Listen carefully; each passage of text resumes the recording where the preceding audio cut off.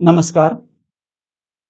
काँग्रेस ही त्यागली गांधीची अनोरस औलाद आहे, असं बाळासाहेब ठाकरेंनी त्यांच्या सामना या वृत्तपत्रात लिहिलेलं मला आठवतंय. आज याची आठवण येण्याची कारण असं, की आजच रविवारच्या रोखठोक सदरामध्ये संजय राऊतांनी अ, भाजपचं गांधी प्रेम हे कसं बेगडी आहे, कसं खोटं आहे आणि ते कसे हुकुमशाही मनोवृत्तीचे आहेत, हिटलरी आहेत, वगैरे, वगैरे त्यांनी वर्णन केलेलं आहे. हे सगळ्याचं उहापोह करण्याचं मुख्य कारण असं, की येत्या 4 महिन्यातच महाराष्ट्रात आणि देशात लोकसभेच्या निवडणुका आहेत आणि 11 महिन्यात महाराष्ट्रात विधानसभेच्या निवडणुका आहेत. महाराष्ट्रात साधारण 6 पक्ष 3-3 पक्षाच्या आघाड्या करून, युत्या करून ह्या निवडणुका लढत आहेत. आता आपण हे पाहणार आहोत, की याच्यात कुठली आघाडी, कुठली युती जिंकणं हे महत्वाचं आहे. शक्यता कितपत आहे? तर या 6 पक्षांच्या लढाईमध्ये सर्वात तिखट झुंज ही उबाटा शिवसेना आणि शिंदेची शिवसेना याच्यात होणार आहे. आता याच्यात फडणवीसांचा रोल एक फार महत्वाचा आहे. कारण फडणवीसांवरती विरोधकांकडून सातत्यानं, खास करून संजय राऊत आणि उद्धव ठाकरे यांच्याकडून सातत्यानं एक आरोप असा केला जातोय, की फडणवीस हे शिंदेचा फक्त यूज अँड थ्रो असा वापर करून घेणार आहे. म्हणजे ते फक्त त्यांनी सत्ता आणण्यासाठी शिंदेचा उपयोग करून घेतला आणि यानंतर येत्या निवडणुकीत ते शिंदेना कसं पद्धतशीरपणे संपवतील. येत्या निवडणुकीतच नाही, अगदी छोट्या मोठ्या घटनाच जरी घडल्या आणि त्याच्यात शिंदेना कुठं भाजपनं डावललंय हे दाखवण्याची संधी हे लोक अजिबात सोडत नाहीये. ह्याच्यावरून मग येत्या निवडणुकीत फडणवीस हे शिंदेना कितपत संपवतील, कितपत नुकसान पोहोचवतील ह्याचा एक अंदाज आपण घेणार आहोत. कारण देशभरात सुद्धा भाजपची अशी एक प्रतिमा आहे, की हा मित्र पक्षांना खातो, मित्र पक्षांना संपवतो.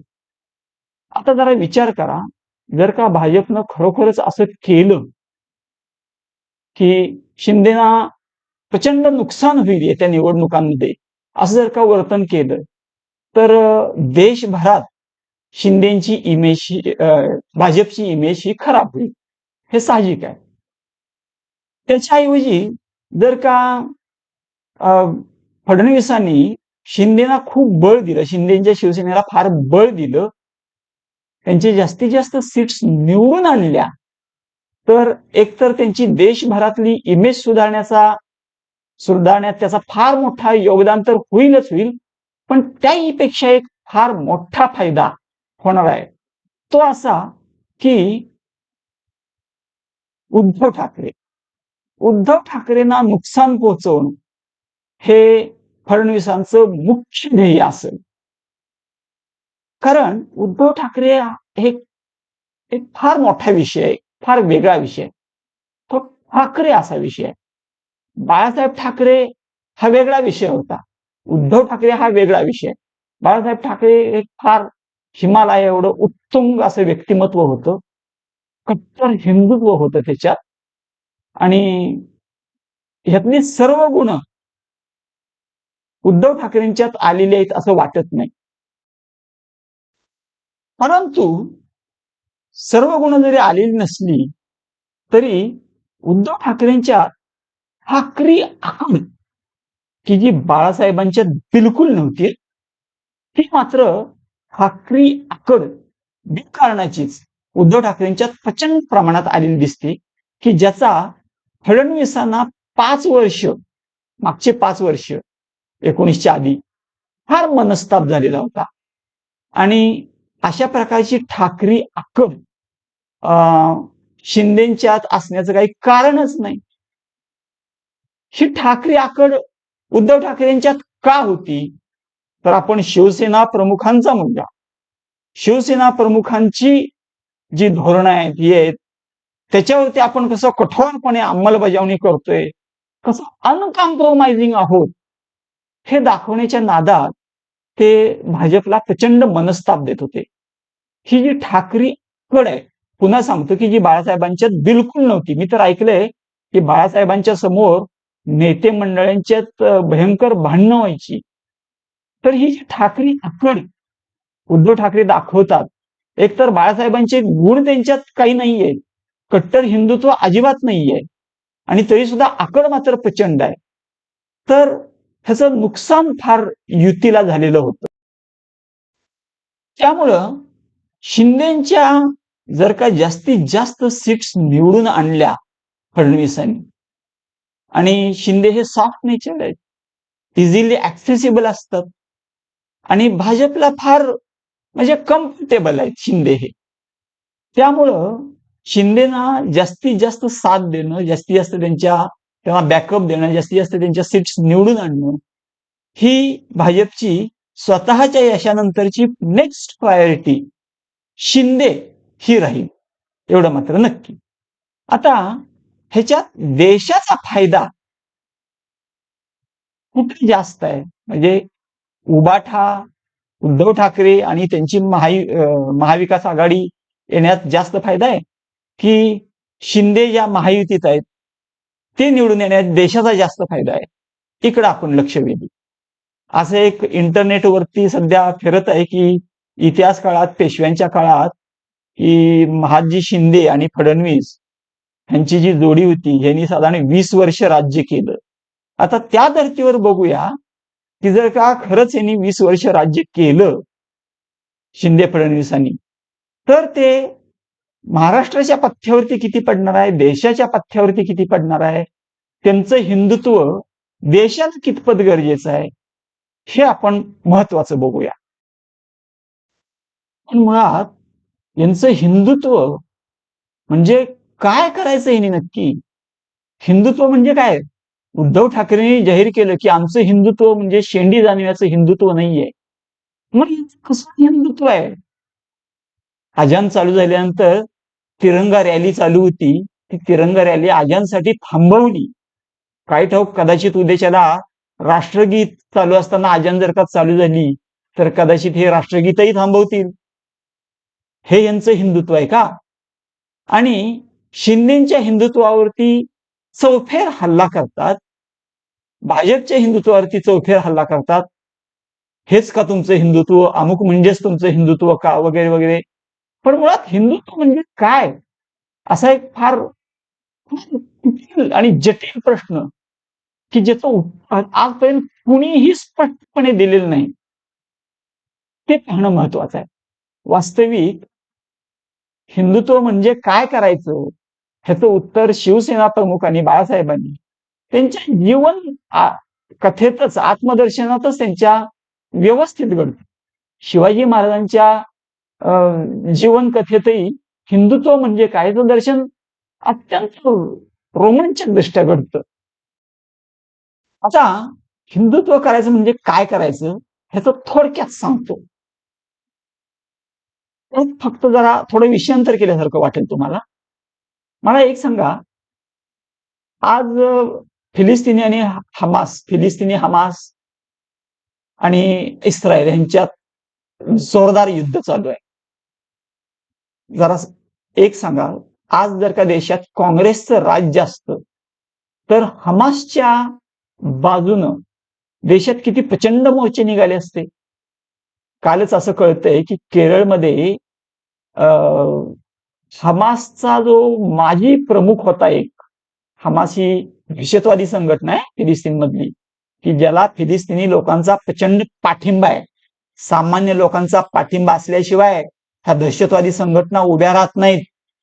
तर ह्या हमासचा माजी अध्यक्ष, की जो कतारमध्ये भूमिगत आहे, त्यानं केरळामध्ये त्याचं व्हिडिओ कॉन्फरन्सिंग झालं.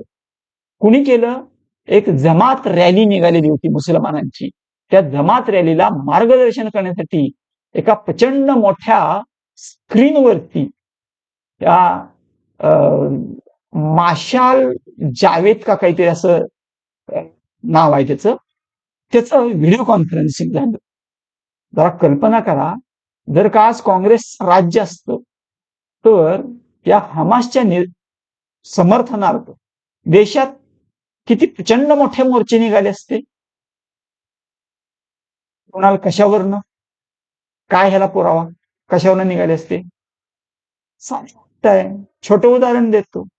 10-11 वर्षापूर्वी कुठला तो देश, डेन्मार्क की नॉर्वे, तिकडं कुठंतरी कुणीतरी म्हणे एका मासिकात त्या पैगंबराचं व्यंगचित्र काढलं म्हणून मुंबईत 1,00,000भर मुसलमानांनी मोर्चा काढला, तोडफोड केली. अमर जवानच्या मानचिन्हाची त्यांनी केली. का? तर ते डेन्मार्क का नॉर्वे कुठेतरी तिकडं म्हणे व्यंगचित्र काढलं. त्या लाखभर मुसलमानांच्या मोर्चातल्या एखाद्याला जर काही विचारलं असतं ना की बाबा नकाशा डेन्मार्क कुठं आहे हे दाखव तू, तर त्याला ते डेन्मार्क दाखवता सुद्धा आलं नसतं. तरी सुद्धा एका व्यंगचित्रासाठी लाखो मुसलमान काँग्रेसच्या राज्यात त्याच्या विरोधात मोर्चा काढतात. आता दुसरं एक उदाहरण देतो. 2 वर्षापूर्वी तालिबानचा विजय होत होता अफगाणिस्तानमध्ये. अमेरिका निघून गेल्यानंतर स्थानिक सरकार विरुद्ध तालिबानची लढाई चालू झाली आणि त्यांनी अपेक्षेपेक्षा प्रचंड वेगात विजय मिळवला तिथं. तालिबान अफगाणिस्तानमध्ये जिंकतंय ह्याचा आनंद भारतीय मुसलमानांना इतका भयानक झाला की तुम्ही पाहिलं असेल सोशल मीडियावरती, फेसबुकवरती, ट्विटरवरती, सर्वत्र व्हॉट्सअप, सगळीकडे स्टेटस पडत होते. हजारो लाखो स्टेटस पडत होते. आनंदाच्या चिकाळलेल्या आनंदाच्या नुसत्या चिळकांड्या उडाल्या होत्या. आनंदाची नुसती सुनामी आलेली होती. हे कशाचं द्योतक आहे, कशाचं निदर्शक आहे?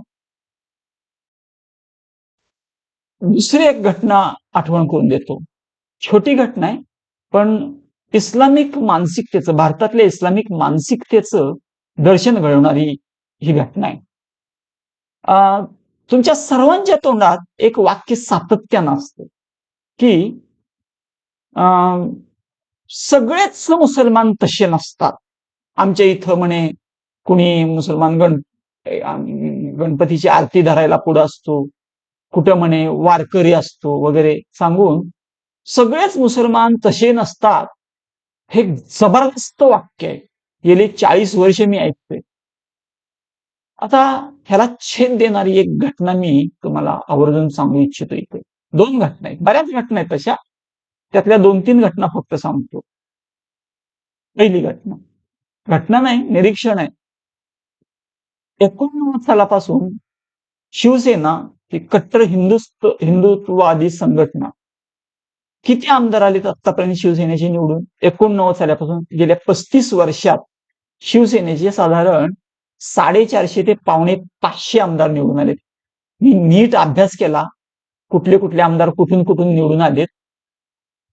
ह्यातले किती आमदार तुम्ही सांगा, किती आमदार मुसलमानांच्या मतांवरती निवडून आलेत? तुम्ही सांगा.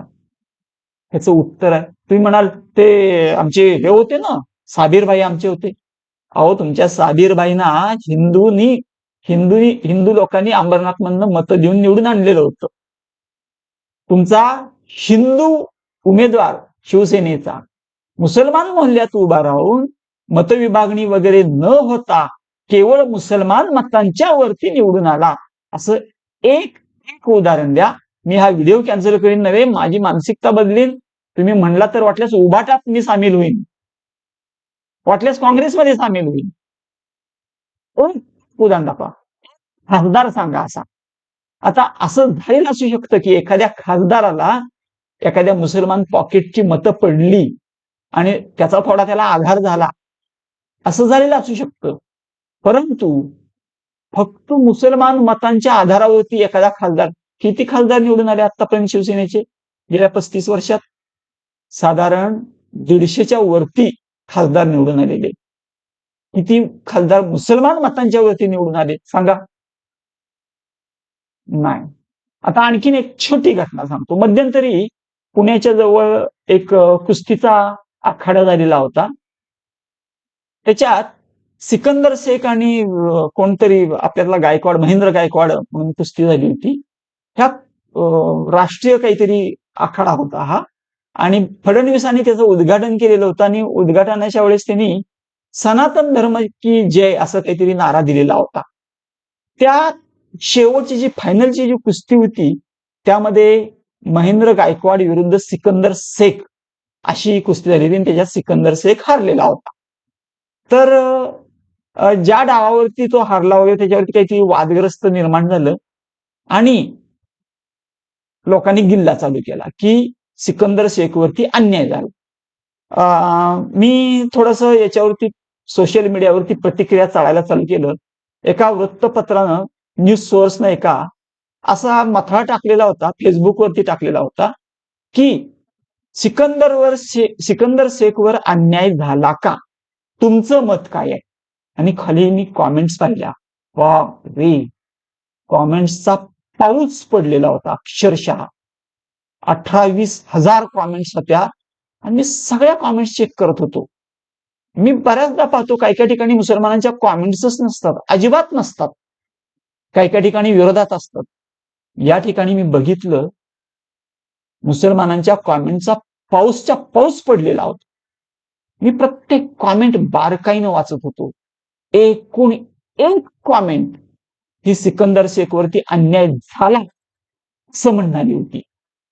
एकही मुसलमान असा म्हणत नव्हता की नाही रे, नाही, अरे तो गायकवाड जरा ताकदवर होता, तर त्याचा डाव बरोबर होता. माझं काय म्हणणं आहे की ठीक आहे, त्याला ज्ञान नसेल, तुमचं बरोबर आहे असं म्हणूया, की जे नंतर चुकीचं ठरलं, पुन्हा कुस्ती लावली, पुन्हा एका झटक्यात त्याला आडवा केला.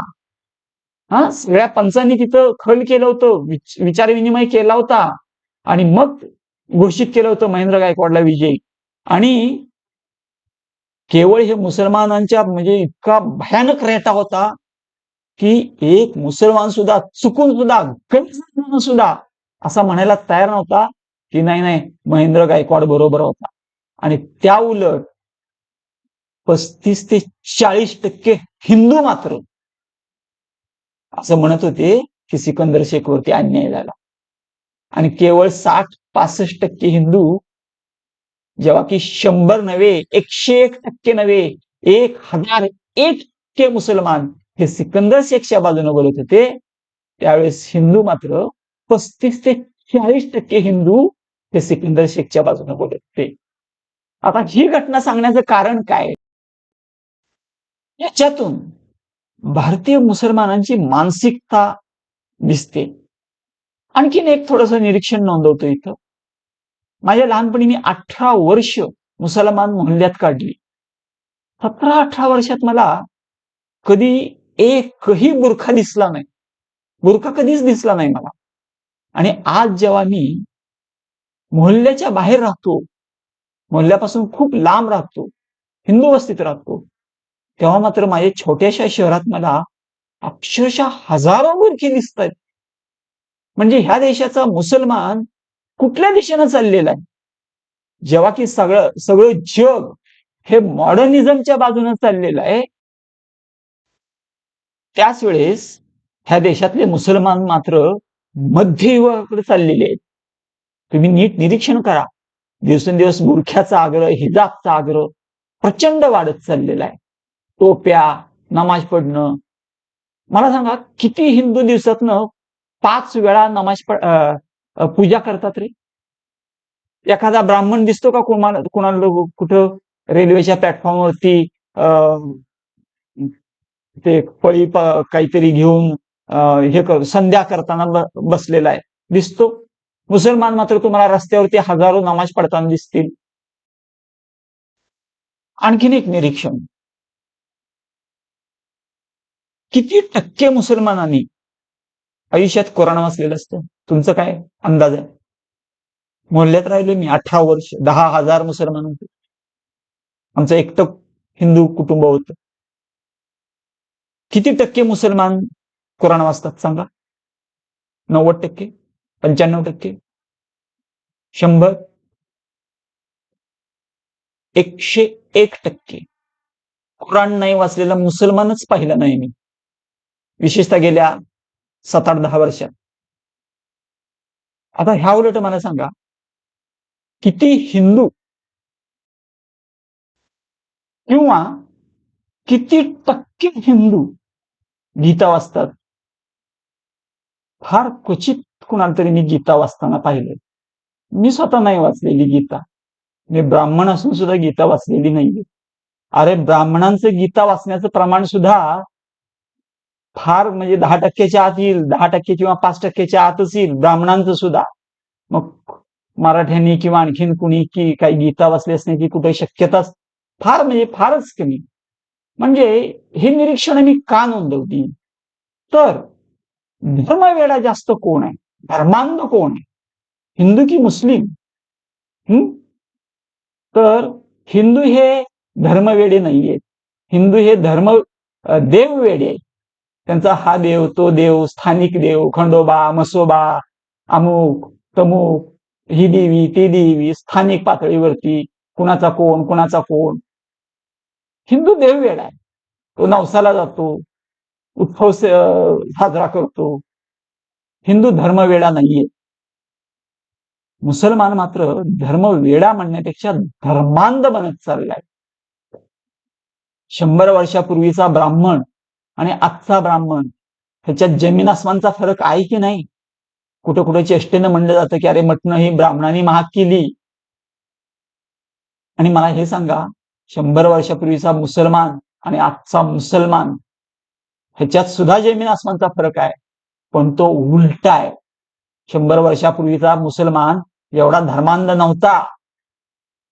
एवढे बुरखे, एवढ्या टोप्या, एवढ्या तुमानी, त्यांचे ते विशिष्ट ड्रेस, त्या हिजाबचा आग्रह, धर्मांधतेचा धार्मिकपणाचा आग्रह इतका पराकोटीचा, इतका टोकाचा अजिबात नव्हता. हे दिवसेंदिवस घातक बनत चाललेलं आहे.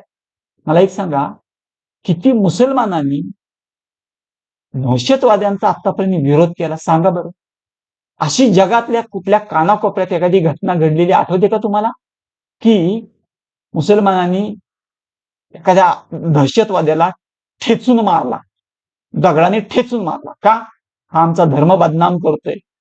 एखाद्या दहशतवाद्याचं जाऊ देत, मला वाटलं होतं जेव्हा लादेनला ठार मारला अमेरिकेनं, त्यावेळेस मुसलमानांच्या मोहल्ल्यात आनंदाच्या लाटा येतील, चिळकंड्या उडतील आनंदाच्या, असं वाटलं होतं. पण नाही, उलट मोहल्ल्यात सुतक आल्यासारखी अवस्था होती. हे कशाचं द्योतक आहे? भविष्यातली काय स्थिती दर्शवतं हे? हे देशासाठी फार धोकादायक आहे, हे घातक आहे. मला सांगा, भारतात आजपर्यंत जेवढे काही घातपात झाले, बॉम्बस्फोट झाले, भयानक दंगली झाल्या, ह्या कुणाच्या काळात झाल्या? काँग्रेसच्या काळात झाल्या. तुम्हाला आठवत असेल की बॉम्बस्फोटाच्या वेळी शरद पवारांवरती सातत्याने एक आरोप व्हायचा की ह्यांचे दाऊद बरोबर संबंध आहेत. असं दाऊद बरोबर संबंध थेट असणं अवघड आहे, कठीण आहे. मग असे आरोप का होत होते? तर आजपर्यंत भारतात जेवढे काही घातपाती घटना घडल्या, त्या लोकांना तिथल्या स्थानिक मुसलमानांनी मदत केली आहे, डेफिनेटली केलेली आहे. 2006ला 17 वर्षापूर्वी जे मुंबईत बॉम्बस्फोट झाले, अक्षरशः ट्रेनची ती पोलादी कवच फाडून डबे उघडे पडलेले होते, मृतदेहांच्या चिंधड्या उडालेल्या होत्या अक्षरशः. कल्पना करा, आज जर का तसे पुन्हा बॉम्बस्फोट झाले देशात, तर त्याचा केवढा मोठा बाबराव होईल, केवढं मोठं जागतिक त्याचं, ह्या सोशल मीडियाच्या युगात केवढं मोठं त्याचं बाबराव होईल.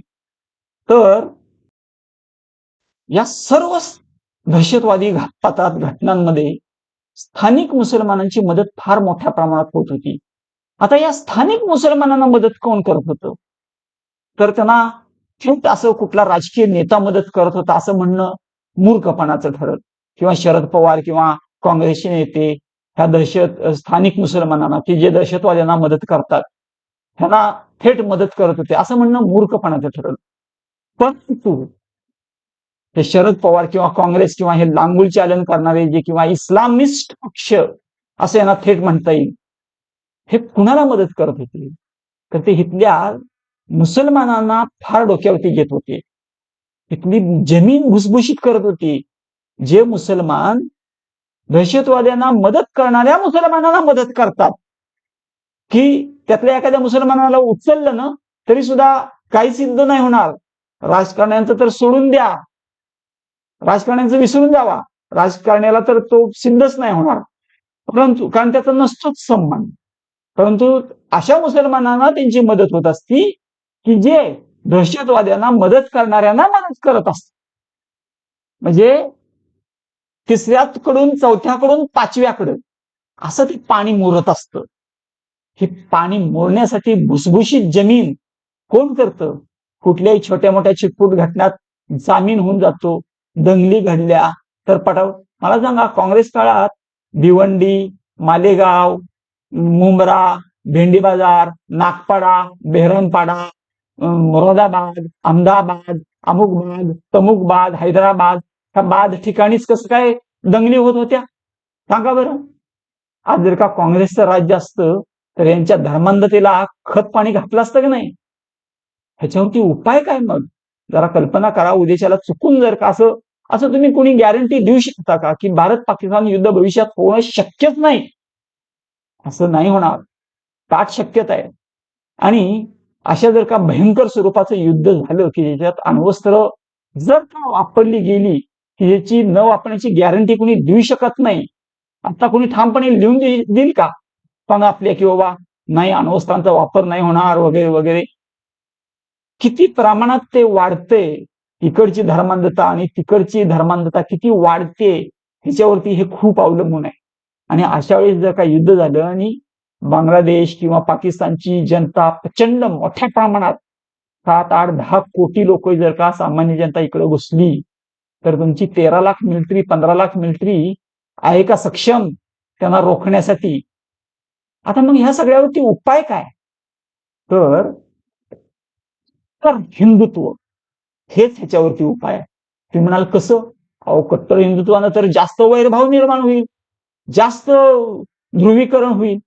नाही, तुम्ही म्हणता ना गेल्या 9 वर्षात काही काही जण, बरेच जण म्हणतात की गेल्या 9 वर्षात फार टोकाचं धर्मद्वेष फार वाढलेला आहे, हिंदू मुस्लिम द्वेष. ठीक आहे, वाढला असेल हिंदूंच्या बाजूला, जरा हिंदूंच्या कडून थोडा बहुत वाढला असेल, पण हिंदूंनी किती द्वेष केला तरी काय होतंय? बॉम्बस्फोट होतात, दंगली होतात. जरा भीषण दंगली आठवा, भिवंडीची 84 सालची दंगल. 4 लाख लोक वस्ती होती तेव्हा भिवंडीची. 250 लोक ठार झाले होते, हजारो लोक जखमी झाले होते. 15 दिवस भिवंडी पॅरलाइज होती, 15 दिवस, 1 महिना. जरा कल्पना करा, आज जर का 4 लाख वस्तीच्या गावात अशी दंगल झाली, कोल्हापूर 4 लाख वस्तीचं गाव आहे, 4-5 लाख, तिथं जर का अशी भयानक दंगल झाली ना 250 लोक ठार झाली तर काय होईल जगभरात? हिंदूंची केवढी नाटक्की होईल. पण अशा कितीतरी दंगली झाल्यात. आणि जर का काँग्रेसचं राज्य पुन्हा जर का आलं तर हे चालू राहील. पण जर का भाजपचं आणि शिवसेनेचं, कारण शिवसेनेचं हिंदुत्व हे भाजपपेक्षा जाज्वल्य, जास्त कट्टर आहे असं म्हणतात. त्यामुळं धर्मांधतेच्या विरोधातला लढा हेच हिंदुत्व. आणि त्यामुळं जर का हिंदुत्ववादी पक्ष जर का सत्तेवरती आले तर काय होईल? मुसलमान हे न्यूट्रलाइज किंवा इंडियनाइज होतील. तुम्ही बऱ्याचदा, आता शेवटचा मुद्दा सांगतो आणि संपवतो. सगळेजण बऱ्याचदा सांगतात की अरे आमच्या गावचे सगळेच मुसलमान तसे नसतात, आमच्या गावच्या मशिदीत गणपती बसतो, पुन्हा तनके महाराज कीर्तनकार मुसलमान आहेत. मला स्वतःला माहिती आहेत, कोणतरी शेख बाबा म्हणून कीर्तनकार आहे पंढरीचा. पुन्हा आणि तो वारला मध्यंतरी, जेतुनबी नावाची स्त्री कीर्तनकार होती. कुठल्या एका मुसलमान स्त्रीनं म्हणे गायी पाळली वगैरे वगैरे. खूप बघितले. माझा स्वतःचा मित्र आहे मुसलमान एक, की जो वारीत तबला वाजवतो, सगळे अभंग म्हणतो. अरे पण तुम्ही ह्याचं उत्तर द्या, असं किती घडलं की मुंबऱ्यातून, भेंडी बाजारातून, नागपाड्यातून, भिवंडीतून बाबा मुसलमान वारकऱ्यांच्या पालख्या निघाल्या, वाऱ्या निघाल्या, शेकडो हजारो मुसलमान भगव्या पताकाने वातावरण भगवमय झालेलं आहे.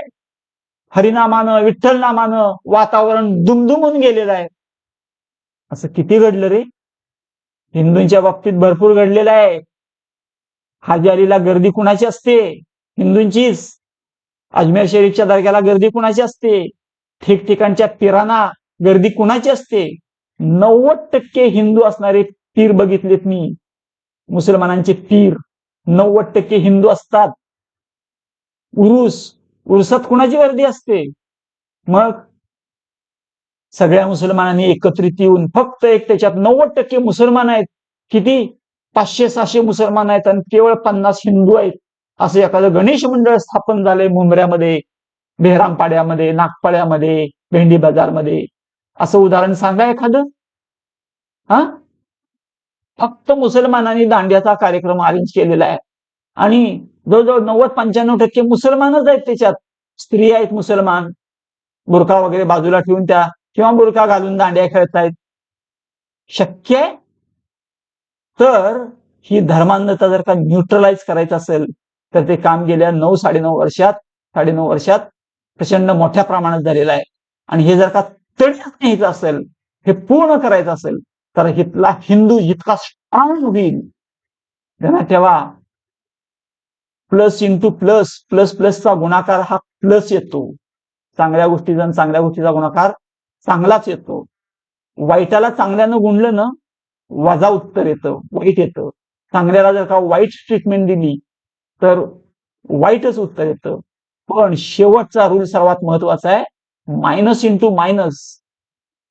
वजा आणि वजाचा गुणाकार जर का केला ना तर उत्तर अधिक येतं. धर्मांधता वाईट आहे, पण जर का त्याला धर्मांधतेनं उत्तर दिलं ना तर रिझल्ट हा पॉझिटिव्ह येईल, त्यांना ठेवा.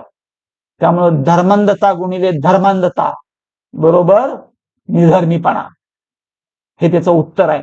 त्यामुळं मुस्लिम धर्मांधता जर का भारतातली कमी करायची असेल तर हिंदू धर्मांधता वाढवणं, हिंदू कट्टरता वाढवणं हाच त्याच्यावरचा उपाय आहे. तरच हे मुसलमान इंडियनाइज होतील, तरच तुमच्या ह्याच्यात सर्व गोष्टीत सामील होतील. आता जी काही सगळी उदाहरणं दिली, तुम्ही कठोर बना, तुम्ही कट्टर बना, तुमच्या सर्व कार्यक्रमात ते सामील होतील. पण जर का तुम्ही म्हणत बसला नाही नाही त्यांचं प्रबोधन करा, प्रबोधन तर अरे त्या हुसेन दलवाई, हमीद दलवाई, की दाभोळकरांनी आपल्या मुलाचं नाव त्याच्यावर न ठेवलं. हमीद दलवाईंना कितपत यश मिळालं रे मुसलमान सत्यशोधक समाजाच्या माध्यमातून? कितपत यश मिळालं त्यांना? बिलकुल नाही मिळालं. अहो, अंत्ययात्रेला त्यांच्या 4 जण नव्हती. एवढी वाईट अवस्था झाली. मुस्लिम सत्यशोधक समाज अस्तित्वात आहे एवढं माहित तरी आहे का तुम्हाला? ते फार कष्ट करतात. शमीम तांबोळी काहीतरी नाव, आडनाव आहे त्यांचं. त्यांनीच पवार उदाहरण दिलं की ह्या देशात मुसलमानांची धर्मांधता आहे म्हणून हिंदू धर्मांधता वाढतीये आणि त्यामुळे देश खाली जातोय. त्यांनी स्वतः सांगितलं. तेव्हा ही हिंदू धर्मांधता, किंवा आपण धर्मांध म्हणणं ठीक नाही, धार्मिक कट्टरता वाढणं गरजेचं आहे.